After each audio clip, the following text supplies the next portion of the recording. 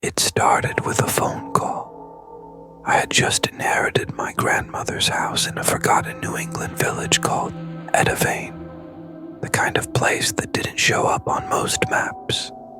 She died quietly in her sleep, alone and far from anyone who could have heard her last breath.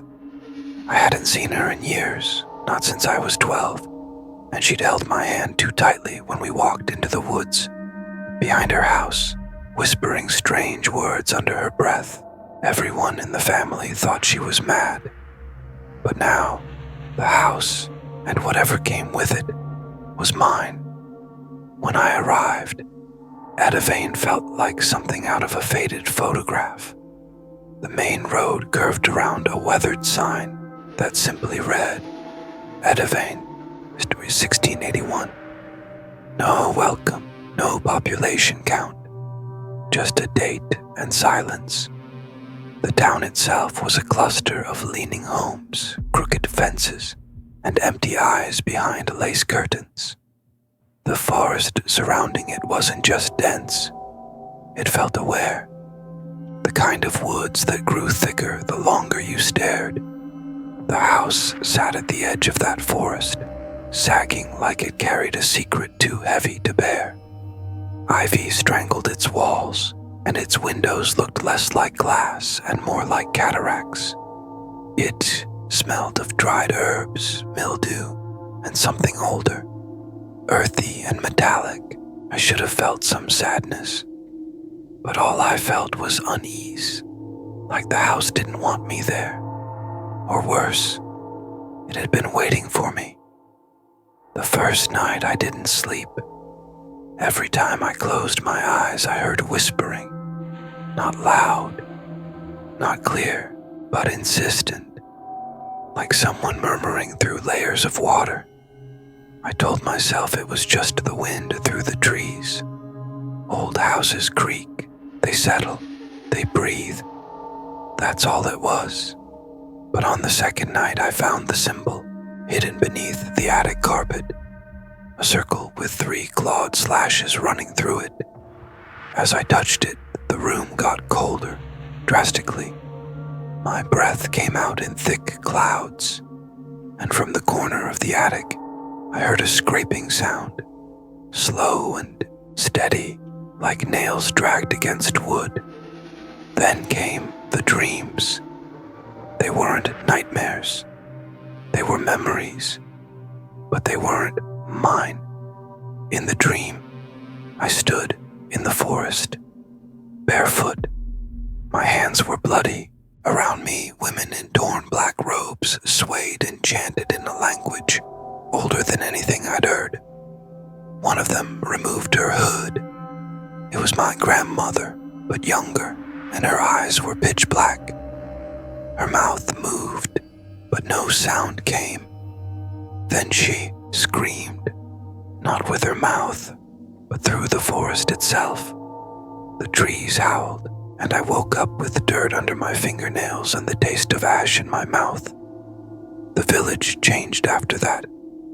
People wouldn't look at me.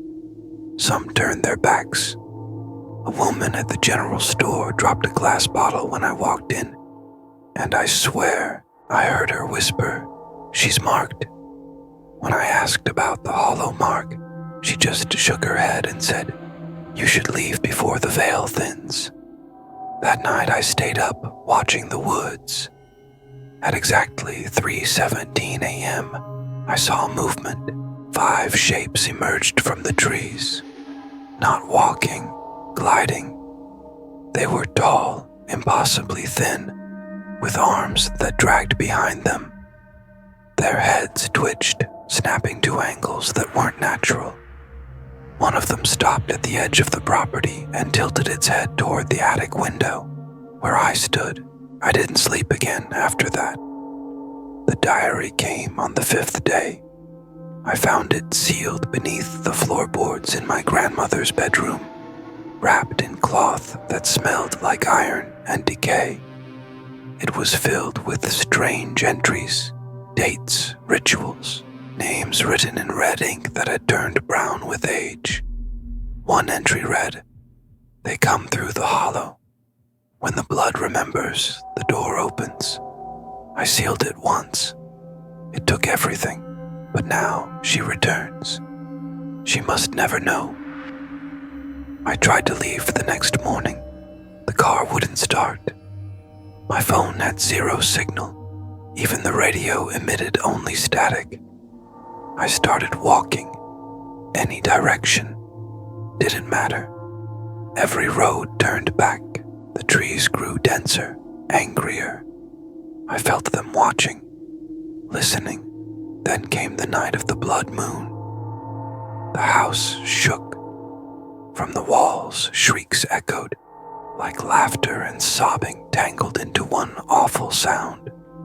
I found the old cellar door under the rug in the living room. It led down into a tunnel, dirt walls barely wide enough to move. It went deeper than it should have. At the end, I found bones, hundreds, maybe thousands, all children, all with the same mark etched into their skulls. And I remembered the pact. My grandmother had told me stories when I was little about the Whichchers, women who gave themselves to the forest in exchange for power, immortality, and vengeance. They didn't die. They changed, became part of the soil, the bark, the wind. But to survive, they needed blood, a bloodline, a vessel. Every third generation, I was the vessel. When I returned to the surface, everything was silent, too silent, the kind of quiet that crushes your chest. I found my reflection in the mirror. My eyes were not mine. They were dark, hungry. I smashed the mirror, but it didn't stop. The Whichchers started appearing inside the house, shadows that lingered too long, faces pressed against glass, a voice whispering just behind me, but vanishing when I turned. They never touched me, but I could feel their breath, cold and wet. Then one night I found her, my grandmother, dead, but not, sitting in her rocking chair in the attic, her mouth unstitched, her eyes wide, alive. She whispered, "They're inside you now." Then she collapsed into ash. I tried to cleanse the house, burn herbs, pour salt, chant what I found in her diary, but every night something clawed at the inside of my mind. I'd black out and wake up in the woods, sometimes with blood on my hands, once with a dead rabbit in my bed. I decided to end it. I followed the map in the diary. It led to the oldest tree in the forest, a blackened, twisted monstrosity known as the widow's root. There was a door at its base, not wooden, not metal, flesh-like. It pulsed. I pressed my hand against it. It opened. Inside was the hollow. It wasn't a place. It was a being, a breathing cavern of flesh and bone, veins and teeth. Hanging from its ceiling were dozens of bodies swaying gently, all whispering the same thing. "Join us." I saw myself among them, already there, smiling, bleeding. I threw the talisman, my grandmother's final weapon, into the hollow. The ground split. The tree screamed. The Whichchers wailed like they were burning. The forest thrashed, and then silence. I woke up on my front porch. It was morning. Birds chirped. The sky was clear. The house looked normal, as if none of it had happened. But I knew better. The mark was still on my wrist, and when I looked in the mirror, my reflection smiled. Now I live far away. Different name, different life.